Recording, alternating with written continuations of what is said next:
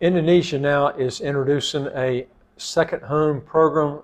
It's a 10-year visa for those savings of at least 129,000 US dollars or more.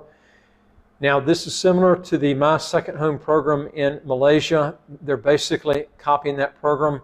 The big problem here that you're going to have also with the Malaysia program is this is a residency by investment program that does not lead up to citizenship. But one problem this country has that you don't have in Malaysia is this country has, they tax worldwide income if you reside there. Now, whether or not they're going to change that with this program, they haven't come out with enough to say if they're going to change the tax system. I can't imagine anybody who's wealthy participating in this program unless they change the actual tax laws here, because Malaysia, like I said, you can't get the citizenship with the My Second Home program, but you can live there totally tax-free if your income's outside the country. Here, they tax income worldwide if you live there, so you're not going to escape any taxes unless they make a waiver for this type of residency program.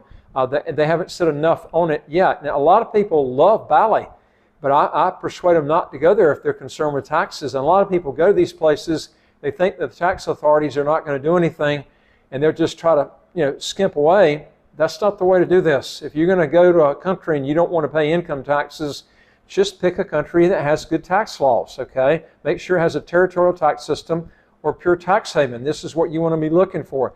Now, Indonesia has just launched a new long-term stay visa for those who deposit or have a sponsored deposit of 2 billion Indonesian rupee, which is about 129,000 US dollars, in a state-owned Indonesian bank. So you're investing, you're not giving the money. So it's just like the Malaysia program. The visa is valid up to 10 years. Details on the new policy and its requirements still remain scant. But the program will officially open on Christmas Eve, 60 days after the official launch. Now, interested parties may apply directly by way of the government's portal, where they will need to upload a copy of their passport with at least 36 months of validity left, their passport format, color photo, their CVs, as well as proof that their requisite funds have been deposited. Now, the Director General for Immigration introduced this new program was on Tuesday during the launch event in Bali.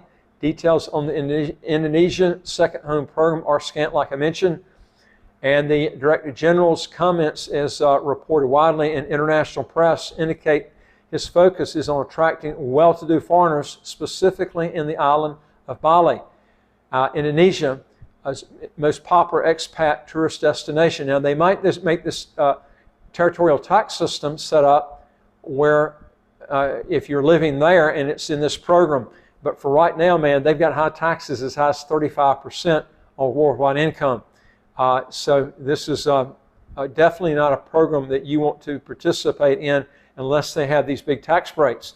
Now, the goal, again, like I said, is to attract foreign tourists to come to the Bali and other diverse destinations. And this immigration policy is one of the non-fiscal incentives that can stimulate certain foreigners to stay and contribute positively to the Indonesian economy amidst increasingly dynamic global economic conditions. Now, while most press reports have indicated that this is a Bali-centered program, there isn't a reason to believe the program will be limited to that particular province. Now, unlike in Malaysia, where several provinces have autonomy on immigration rules, Indonesian immigration policy is centrally administered. There are also no border controls between Bali and the other provinces of Indonesia.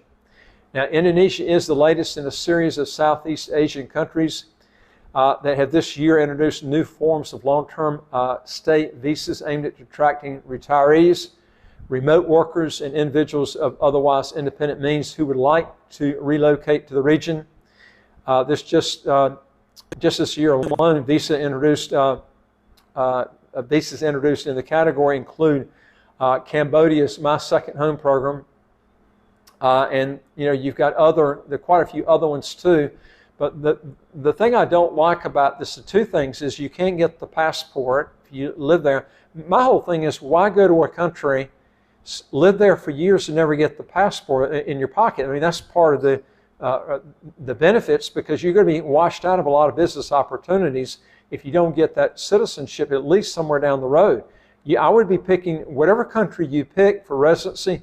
Make sure you can get the passport somewhere down the road, and try to pick a country that doesn't have a language test. This knocks so many people out of getting that passport.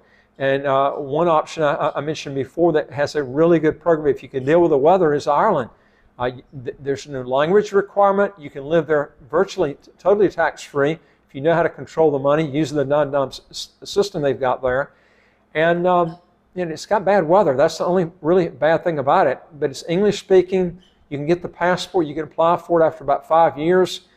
They've got a hell of a passport, one of the best in the world. Anyway, if you want to know more of this, folks, go to our website, www.citizenshipquickly.com, and just ask for some help. And folks, don't forget to hit the subscribe button on the right of your screen right here. You get new videos automatically as they come out. And I would like to hear from you. If you got a question or comment, put it below, and I'll look forward to talking to you on the next video. Take care.